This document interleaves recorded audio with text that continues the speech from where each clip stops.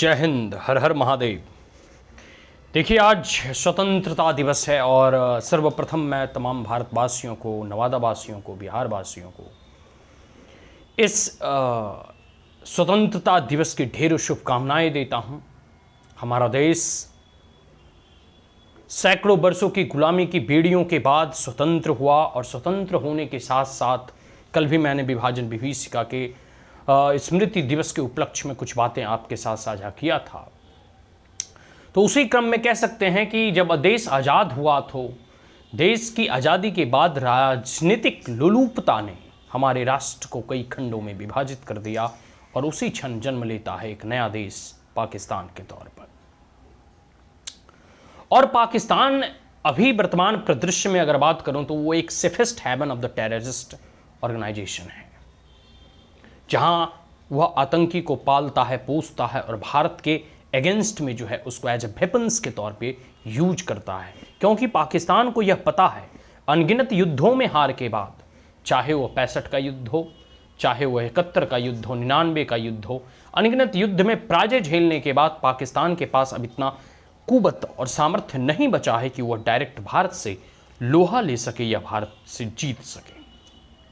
तो फिर कहा जाता है कि उन्होंने एक फंडामेंटल रूल अपनाया, that bleed India with 1000 cuts. मतलब आप किसी एक हाथी को नहीं मार सकने के क्षमता और सामर्थ्य रखते हैं तो उसे 100 कट्स दो, 1000 जो है जगह उसे जो है हल्का हल्का कट्स दो तो वो तिलमिलाएगा, छटपटाएगा और उससे उसकी मृत्यु हो जाएगी। ऐसा पाकिस्तान सोचता है, लेकिन वह यह भूल जाता है कि भारत ने कई सालों तक इस्लामिक आक्रांताओं को झेला है और उसको जवाब दिया, उससे लड़ा। कई सालों तक जो है क्रिश्चियन मिशनरीज और ब्रिटेन को जो है झेला, उसके प्रहार को सहा, ड्रेन ऑफ वेल्थ को सहा, लेकिन आज फिर दोबारा भारत खड़ा हुआ है। आज लाल किले के प्राचीर से प्रधानमंत्री नरेंद्र मोदी ने पाकिस्तान को खूब लताड़ लगाया है। उन्होंने स्पष्ट शब्दों में कह दिया कि खून और पानी दोनों एक साथ नहीं बह सकता। कांग्रेस की नीति में और बीजेपी की नीति में यही फर्क है। क्या फर्क है, आपको मैं एक उदाहरण के माध्यम से समझाना चाहता हूं।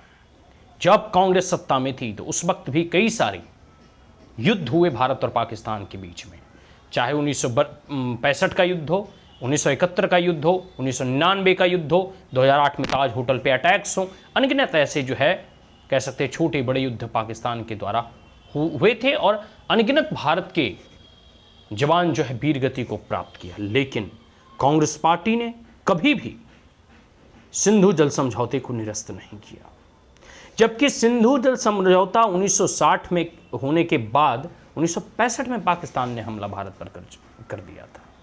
चाहिए था कि भारत सरकार को उसी दौरान नेहरू के शासनकाल में जो है ये लाल बहादुर और कांग्रेस के शासनकाल में, फिर जो है आप कह सकते हो 1971 में इंदिरा गांधी के शासनकाल में जो है इसको निरस्त कर देना चाहिए, लेकिन कांग्रेस पार्टी ने नहीं किया।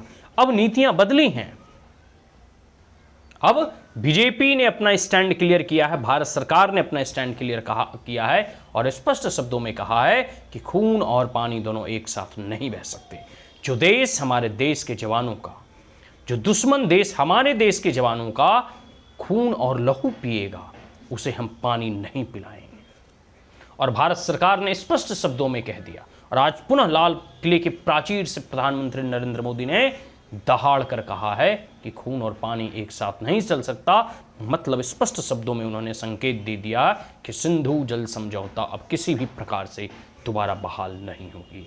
भारत का पानी है, भारत की सरकार यह पानी भारत के लोगों के लिए, भारत के किसानों के लिए जो है इसका यूटिलाइजेशन और यूज करेगी।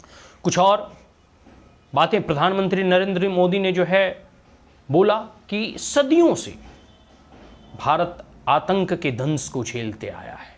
आज़ादी से पहले भी, चाहे इस्लामिक आक्रांता बाबर अकबर के जैसे रूप में हो या वर्तमान समय में जो है अजमल कसाब या पुलवामा अटैक्स के रूप में हो, अनगिनत ऐसे जो है अटैक भारत पे होते रहे हैं और भारत निरंतर ऐसे आघातों से जो है पीड़ित होते रहा है। अब जरूरत है उसे बिफिटिंग रिप्लाई देने की, उसका प्रत्युत्तर देने का।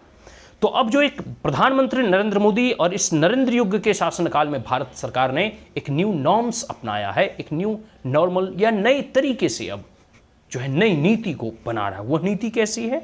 वह नीति है कि आतंकी हो, जो आतंकी हैं, जो घुसपैठ करते हैं, उसको तो सेना की जवानें 72 हुरों के पास जरूर भेजेगी, लेकिन जो आतंकी के आका हैं, जो उसको प्रश्रय देते हैं, जो उसको शरण देते हैं, जो उसकी फीडिंग करते हैं, जो इसकी नर्चरिंग करते हैं और जो आतंकियों को बढ़ावा देते हैं, जो उसको ट्रेनिंग देते हैं, जो जिसकी ट्रेनिंग कैंप पे पाकिस्तान की सरजमी पे है, ऐसे सिर्फ हेवेंस टेररिस्ट के लिए जो पाकिस्तान बना हुआ है, तो आतंकी को भी और आतंकी के आकाओं को भी एक नजरिए से अब भारत की सेना, भारत के जवान और भारत देखेगा।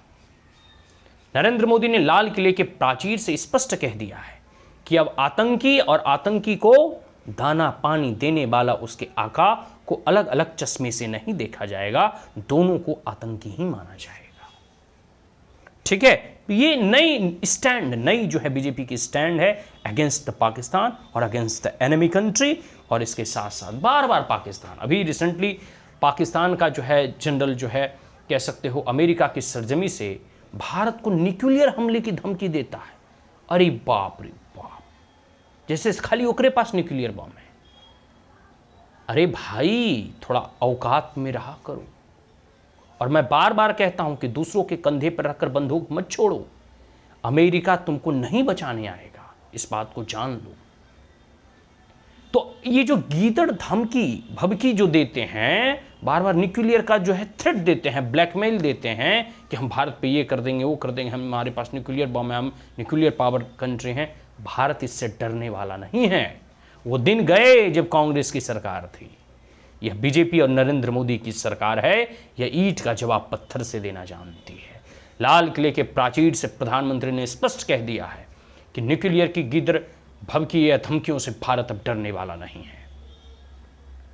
और इसके कुछ दिन पहले ही एक प्रेस कॉन्फ्रेंस में हमारे डीजीएमओ और कह सकते हो कि भारत की सेना के जवान के प्रवक्ता स्पोक पर्सन ने स्पष्ट तौर पे कहा है कि अगर पाकिस्तान ने अगली बार किसी भी प्रकार की कोई भी हिमाकत करने की चेष्टा किया तो पूरा का पूरा कराची डुबा दिया जाएगा विद इन अ मिनट।